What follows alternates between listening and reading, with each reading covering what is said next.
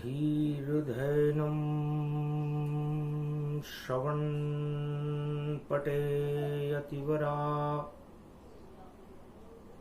महावाक्यजनार्दन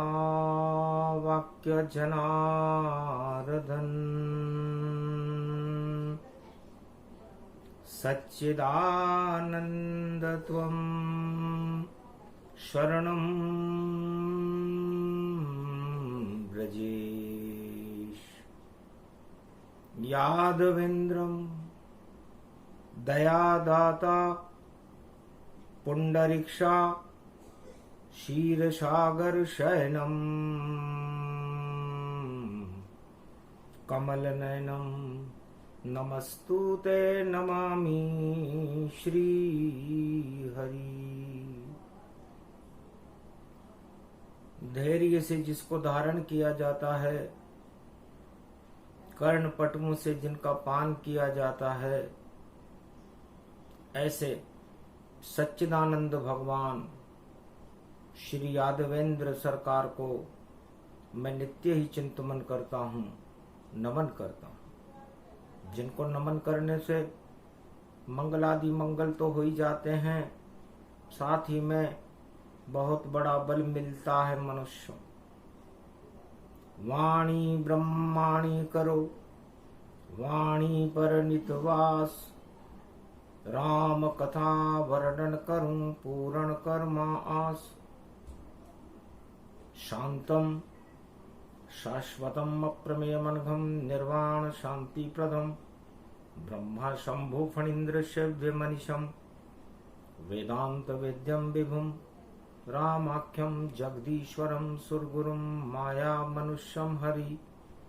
वंदे अहम करुणाकरम रघुवरम भूपाल चूड़ामणिम नान्या स्पृहा रघुपते हृदय अस्मदीये।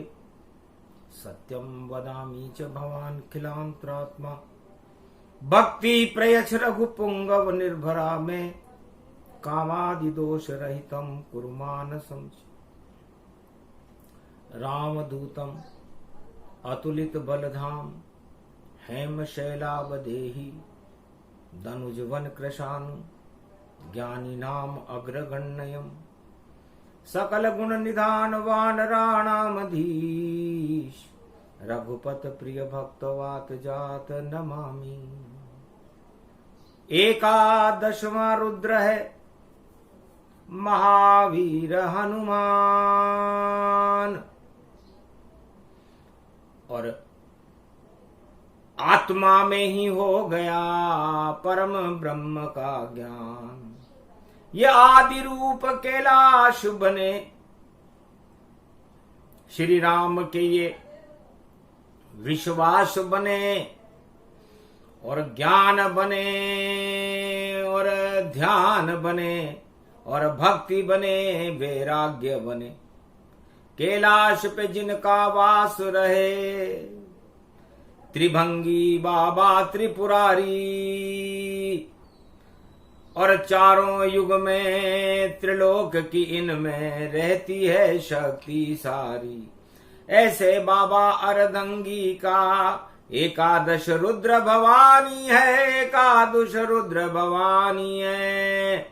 ये पवन पुत्र बन गए ज्ञान से, और अंजनी सुत बलवानी है। एकादशी थी, शुक्रवार था, और शिवजी थे कैलाश, और अपने आप ही रुद्र बन गए, आ गए अंजनी पास। अंजनी के लाल बन गए हनुमान जी। भगवान शंकर जब पवन की तरंग उनमें उठी तो है उमा, मैं बन गया एकादशवां रुद्र, और अंजनी लाल का आता हूं। और जब दो दो रूप मैंने देखे, तो सब जगह राम में पाता हूं। तो सिया राम में सब जग जानी, और ये संसार शून्य में मानी। ये सारा संसार उमा जी शून्य है,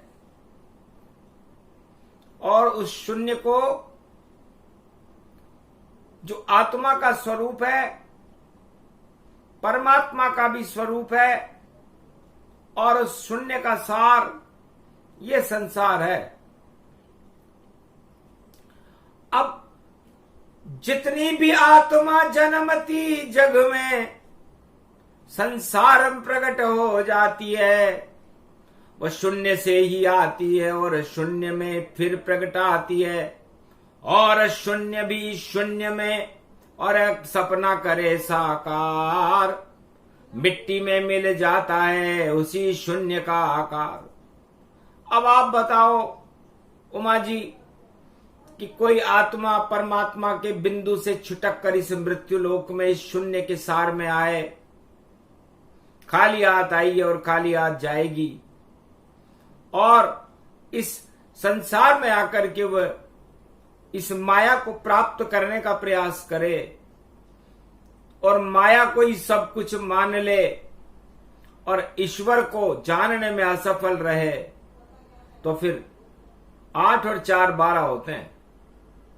12 ही ज्योतिर्लिंग होते हैं, और 8 और 4 को 84 कहते हैं, और 84 लाख योनियां होती हैं, और इन 84 लाख योनियों में वह आत्मा, वह शून्य इधर से उधर भटकता रहता है, अटकता रहता है, लटकता रहता है।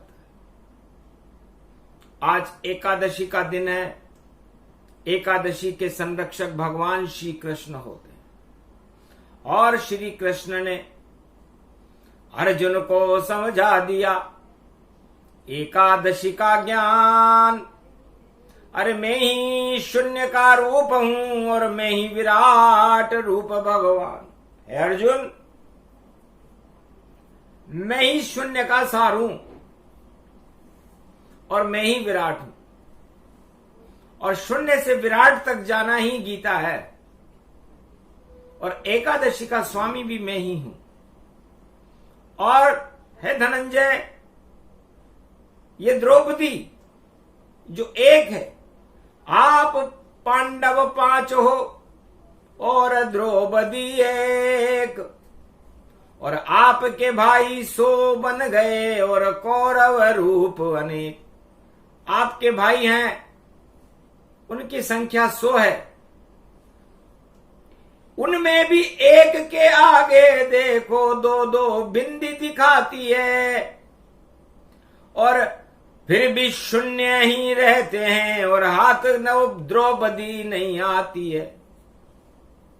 और आप भी 5 हो पांडव और पंच तत्व का सार, और कितने भी बढ़ जाओ तुम पर करो सत्य साकार। इसलिए सत्य तो द्रौपदी है, और द्रौपदी दाव पर लगी हुई और राजमहल में बैठी है, और चौपड़ सार पासे फेंक रहे, और द्रौपदी देखो इज्जत लुटती है। तो लगी द्रौपदी दाव पर, और द्वापर युग के माय, और हाथ नहीं कौरव कछुआया, और चीर खींच गति पाए। दुशासन के हाथ थके पर चीर खींच नहीं पाया है। श्री कृष्ण लाज बचाने द्रौपदी द्वापर युग में आया है। अरे द्रौपदी तो है आत्मा ही रूप, और इसका चीर कैसे खींचो, तुम कितना भी चीर इसका खींचो, पर अपनी आंखें खुद मींचो। नहीं खिंचता है चीर द्रौपदी, और द्रौपदी आत्म समान, और आत्मा की रक्षा परमात्मा करते हैं, और बोले कृष्ण भगवान। और 10 इंद्रियां तुम्हारी ये दुशासन कहलाती है, और पंच तत्व की देह में ये, और सत्ता अपनी चलाती है। ये चाहती है शासन हमारा चले, और द्रौपदी का चीर खींच डालें, पर आत्मा के ऊपर देखो परमात्मा ही शक्ति डाले, तो चीर नहीं खिंचता आत्मा का। और आत्मा द्रौपदी समान, और जब जब आवे द्रौपदी तो महाभारत गतिमान। चारों युगों में जब भी द्रौपदी आई, और द्रौपदी सत्ता के लिए आती है और सत्ता को मटिया मेट करके चली जाती है। ये द्वापर का सत्य वचन कलयुग में कृष्ण सुनाते हैं। जब जब हम द्रौपदी लाते हैं तो महाभारत हो जाते हैं, और सत्यराज फिर कायम होता, धर्मराज फिर आए। चारों युग में द्रौपदी जब जब भारत आए, तो जब जब भी द्रौपदी को लाया गया भारत में, द्वापर युग में द्रौपदी आई थी, तो सत्ता ही लुट गई कौरव वंश की, नाम निशान मिटा सारा। पर चीर न खींच पाया दुर्योधन, और दुशासन हार गया सारा। और लाज बचा दी श्री कृष्ण ने, और महाभारत गति जान। एक द्रौपदी के लिए और सत्ता करी कुर्बान। तो कौरवों ने एक द्रौपदी के लिए अपनी सत्ता को ही कुर्बान कर दिया। महाभारत का मूल कारण नारी थी।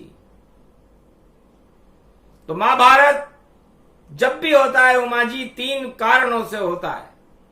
बाल हट, राज हट और नारी हट जब सत्ता में मिल जाते हैं तो महाभारत का कारण पैदा हो जाता है। चारों युग में महाभारत का कारण ये हट ही जानो। और देखो बाल हट था सतयुग में, प्रहलाद को बालक तुम मानो।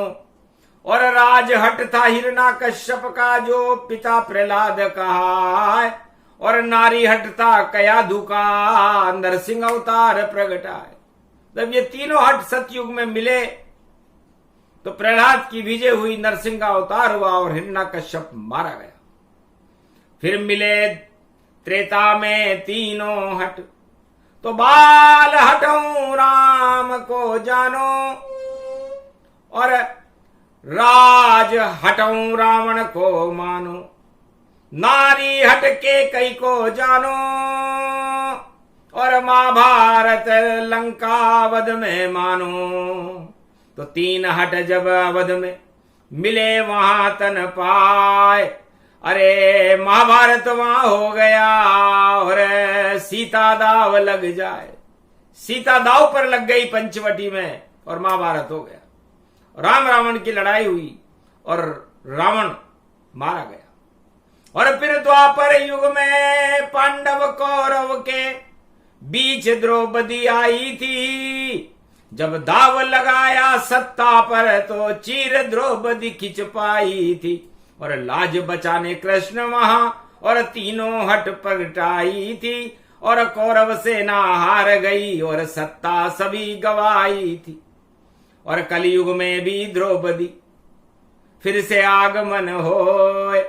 निश्चित होगा महाभारत, इसे टाल सके नहीं कोई। सियावर रामचंद्र शंकर, क्योंकि द्रौपदी तो धर्म का ही रूप और नारी रूप कहाती है। और नारी शक्ति कलयुग में अपना प्रकाश फैलाती है। और देखो सारी शक्ति उसमें और गौरव रूप दिखाती है। लगता है गौरव जगेगा भारत का, क्योंकि द्रौपदी कलयुग आती है। तो द्रौपदी शक्ति बड़ी है। द्रोह, तो द्रोह का मतलब होता है द्रोह। तो राजद्रोह, सत्ता द्रोह और आतंकवाद का द्रोह, भ्रष्टाचार का द्रोह है। सब हट जाए मोह, तो द्रोह आ गया। और पदी, प का मतलब परमात्मा और दी का मतलब उसकी दी हुई शक्ति। तो द्रौपदी संसार के चारों युगों में जितने भी काम क्रोध मद लोभ के द्रोह पैदा होते हैं उन द्रोह को हटाने के लिए परमात्मा की शक्ति का प्रागट्य भारत में होता है, उसे द्रौपदी कहते हैं। एकादशी का दिन है, शून्य का सार वाणी सारे संसार को भगवान शंकर और कृष्ण की प्रेरणा से बता रहे हैं कि 5 पति हो द्रौपदी के आप, तब पांडव आप कहाए हो। और क्या हालत कर दी द्रौपदी की तुमने, और शरण कृष्ण की आए हो। अपनी पत्नी को दाव पे लगाकर और खुशियां आप मनाते हो, और कैसी सत्ता हतनापुर की, और अपना डींग बजाते हो। तो राजमहल में सट्टा चल रहा और द्रौपदी बिक गई सरे बाजार, और कौरव भ्रष्टाचार से जीत गए रे दरबार। पांडव हार गए छल से और लगी द्रौपदी दाव, और सत्ता की कौरव वंश की डूब गई थी नाव। तो जब भी सत्ता की नाव डूबती है तब द्रौपदी आती है, और द्रौपदी आ चुकी। इसलिए द्रौपदी का आना ही शुभ शगुन इसे जानिए, और कल्याण भारत का कलयुग में, और द्रौपदी को मानिए। श्री कृष्ण अब आएंगे देखो, लाज सब बच जाएगी, और होगी यात्रा जगन्नाथ की, और पुरी सब सज जाएगी। और उड़ीसा में जगन्नाथ की यात्रा निकली जाएगी, और उसके बाद द्रौपदी की शक्ति भारत आएगी। तो जगन्नाथ की शक्ति का और हुआ उड़ीसा धाम, पुरी पुरी में पुरी पुरी है, और पूरी मनोकामना जान। तो निश्चित शक्ति भारत की गौरवमय ये हो, ऐसी द्रौपदी पुरी वंश में, और बड़े पदों गति जो है बड़े पद पर जाएगी, और सारी कौरव वंश की राजनीति को समाप्त करके और भारत का गौरव बढ़ाने वाली नारी का हो गया आगमन। और शक्ति बड़ी ही भारी है, और कलयुग में भी महाभारत की देखो अब तैयारी है। और एकादशी का भूखा दिन है, राजनीति की भूख बढ़े, और सत्ता के खातिर जगत में और सारे राजा अपने आप लड़े, भाई से और भाई लड़े।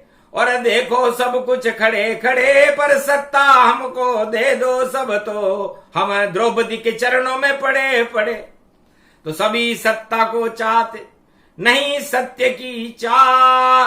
धन्य धन्य ये द्रौपदी जो कलयुग में प्रगटा है। तो द्रौपदी का आना और कौरव वंश की सत्ता का जाना लगभग लगभग निश्चित है। वह तो सोच रहे लगा दाव, और जीत हमारी हो जावे, पर जीत हार में बदल जाएगी, सब कुछ उल्टा हो जावे। ऐसी शक्ति नारी की, नारी सत्ता चलाएगी, और सदी की 20वीं में नारी भारत का डंका बजाएगी। नारी शक्ति का गौरव भारत में फिर पूजा जावेगा। नई सदी 21वीं होगी, भारत जगत गुरु बन जावेगा। और ऐसी शक्ति बेकुंठन से और कल की अवतार ले आवेगा। ये एकादशी की वाणी है जिसे कृष्ण खुद ही सुनावेगा। तो है संसार वासियों, आप लोग खाली हाथ आए और खाली हाथ जाओगे। अब आप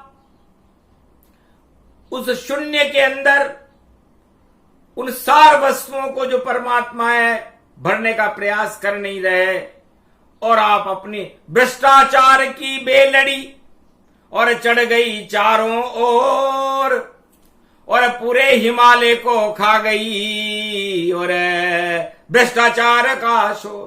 पूरा हिमालय भ्रष्टाचार की बेलड़ियों से भरा हुआ है।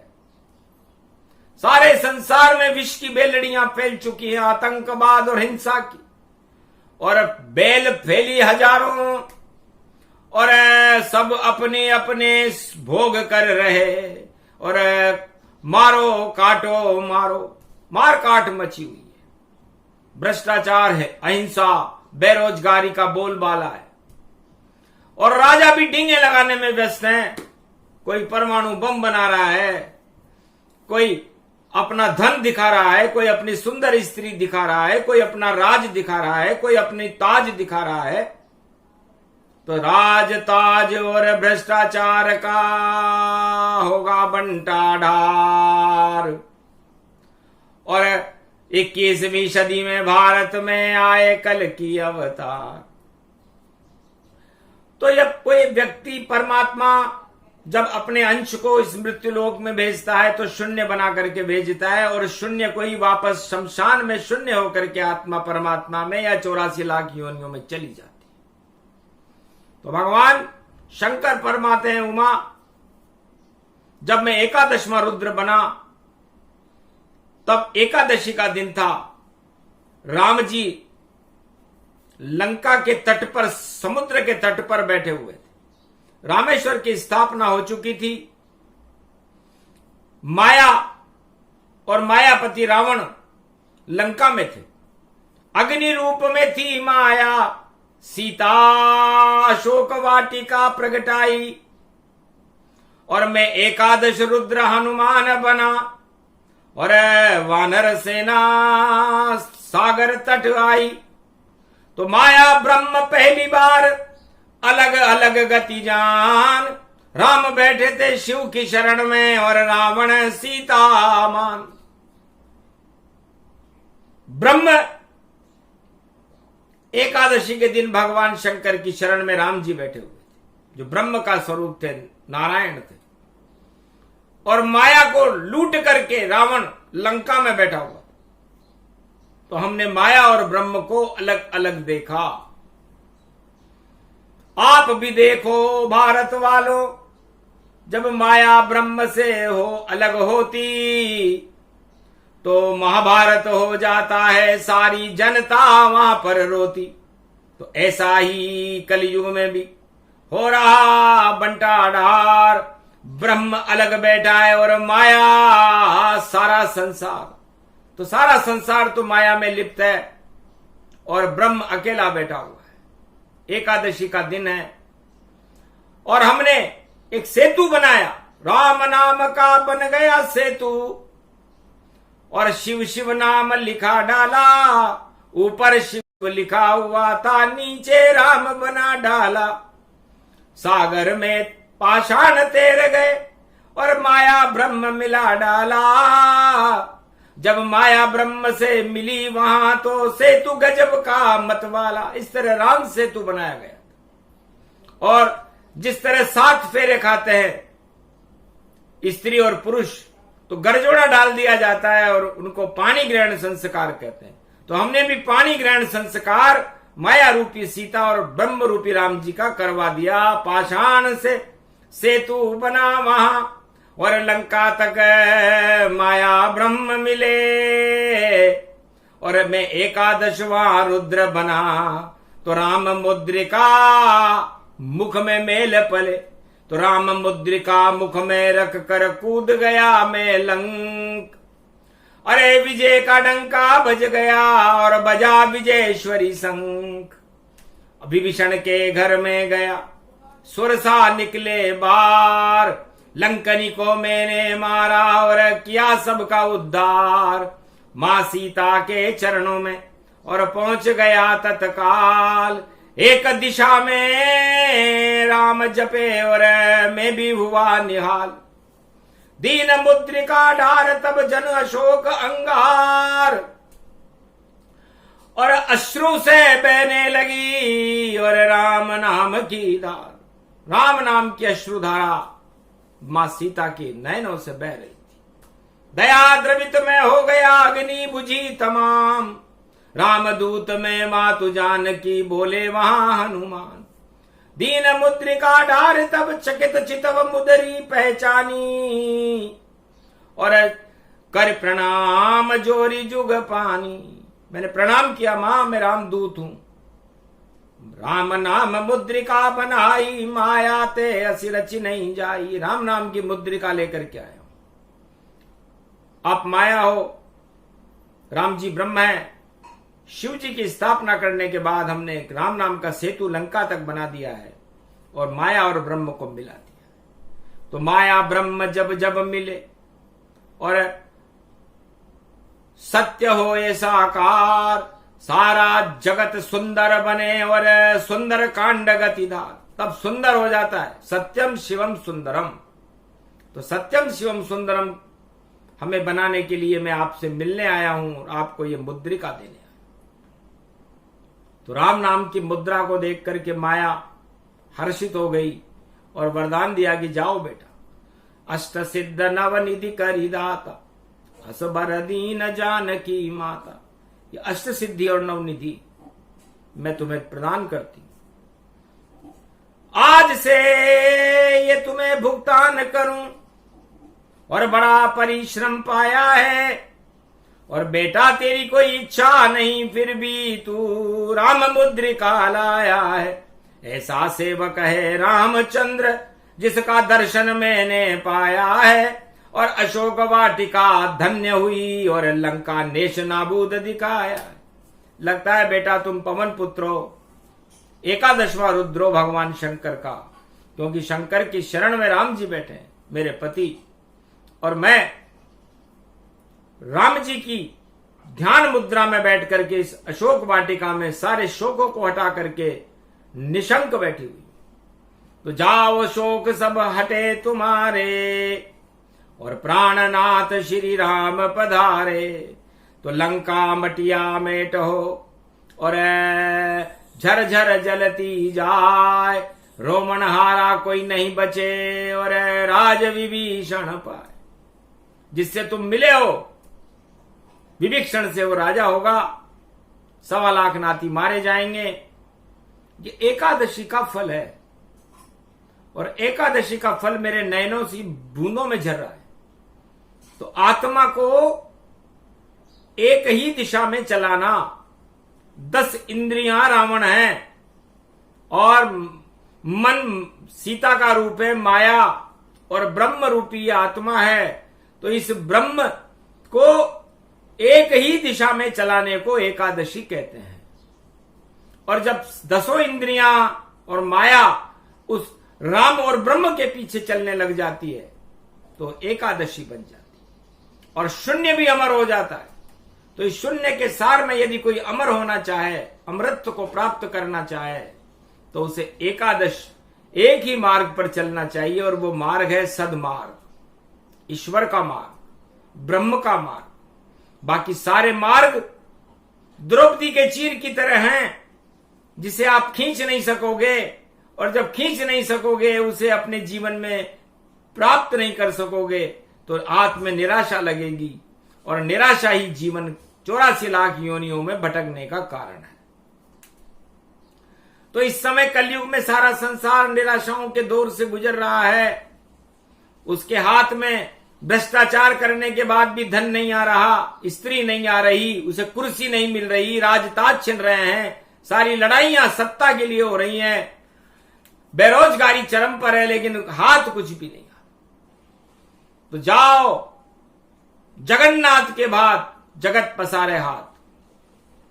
तो हे हनुमान जी, आपने अपने हाथों से मुझे ये मुद्रिका दी है, तो जो भी आपके आगे हाथ पसारेगा उसे आप राम कृपा दे देना। जैसे मुझे राम मुद्रिका दी, तब से ही हनुमान जी और बढ़ गया उनका प्रताप, चारों युग प्रताप तुम्हारा, बोली सीता मात। तो हनुमान के आगे जाकर जो भी जोड़े हाथ, अरे मन की इच्छा पूरी कर देते हनुमान जी हाथों हाथ। तो हनुमान की शरण में जाए भारत सारा, और ईश्वर कृपा को मांगे तो भारत हो जाए प्यारा। ईश्वर की कृपा को मांगना हनुमान जी के मंदिर में जाकर के, उसे एकादशी कहते हैं।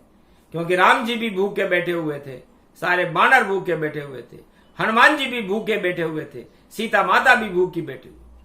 तब हनुमान जी ने कहा मां मुझे भूख लग रही है। तब सीता जी ने कहा था कि ये लंका के फल है, कड़वे हैं, पर जाओ भूख मिटा लो अपनी तुम और खा लो फलहूं तत्काल।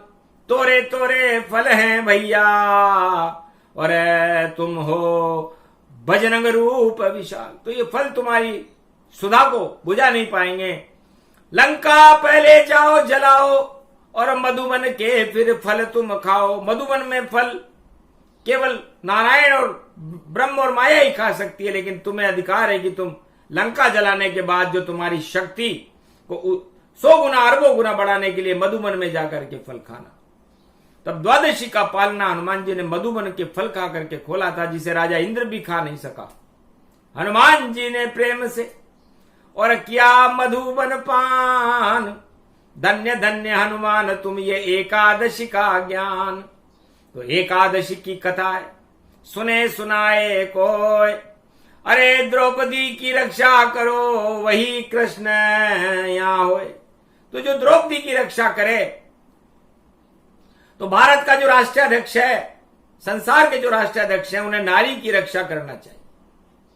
चाहे उनका राज चला जाए, ताज चला जाए, पर जैसे भगवान कृष्ण ने द्रौपदी की रक्षा करी, हर भारत के नागरिक को भारत की नारियों का सम्मान और भारत माता की और भारत की नारियों की रक्षा करने के लिए संकल्प उठाना चाहिए।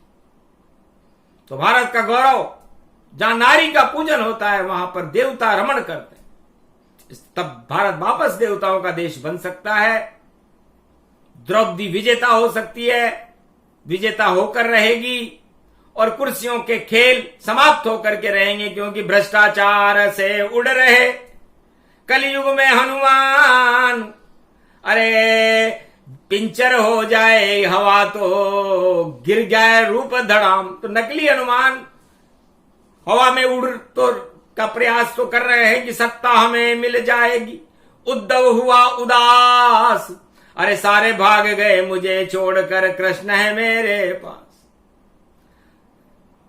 तब उद्धव को ज्ञान हो गया, अरे दुख का कोई न साथी, सुख के सारे साथी हैं ये समझ गए सब नाती।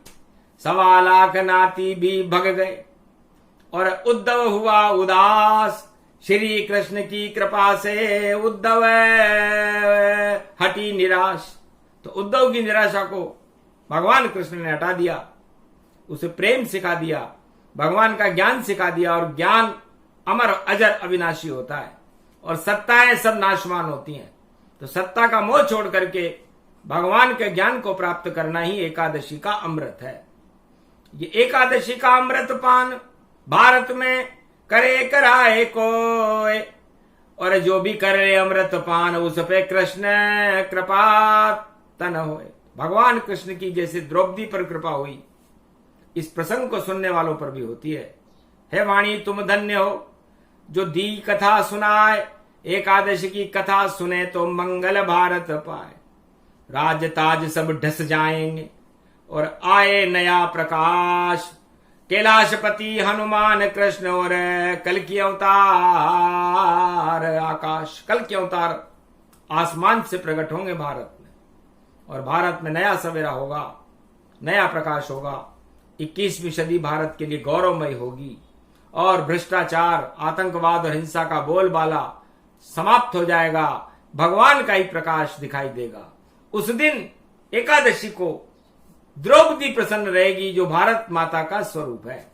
ये द्रौपदी है, भगवान का दूसरा घर है। भगवान बैकुंठ में रहते हैं और जब नहीं मिले तो समझ लो भारत में रहते हैं। इसीलिए इस भारत के आगे माता लगता है। ये द्रौपदी का स्वरूप है। यहां पर पंच देवता रहते हैं। सदा भवानी दायिनी सन्मुख रहे गणेश, 5 देव रक्षा करे ब्रह्मा विष्णु महेश। इसलिए इस द्रौपदी की 5 पांडव बनकर के ये 5 मां शक्तियां भारत की इस द्रौपदी की रक्षा करती है। हे द्रौपदी भारत माता तुम धन्य हो, और हम भी धन्य हैं जो भारत में पैदा हुए। इसलिए आपके पुत्र हैं द्रौपदी, आप हो भारत माता, और आप यहां पर हर युग में बुला लेती विधाता। विधाता आपके वश में होते हैं, जब चाहे जिस अवतार को चाहे आप द्रौपदी बनकर बुला लेती। इसलिए आप कल के अवतार को भारत में बुलाओ। बाकी तो सब कौरव जैसा जानिए जितना ये संसार, और सत्ता में ही मंत्र मुग्ध है कर रहा बंटाढ़ार। इसलिए बंटाढ़ार शब्द को आप हटाओ ताय, आप द्रौपदी मात हो और शक्ति दो प्रगटाए। ये प्रसंग द्रौपदी का सुने सुनाए कोय, भारत का गौरव बढ़े और मंगल भारत होए। बोलो जय श्री कृष्ण, जय शिव शक्ति।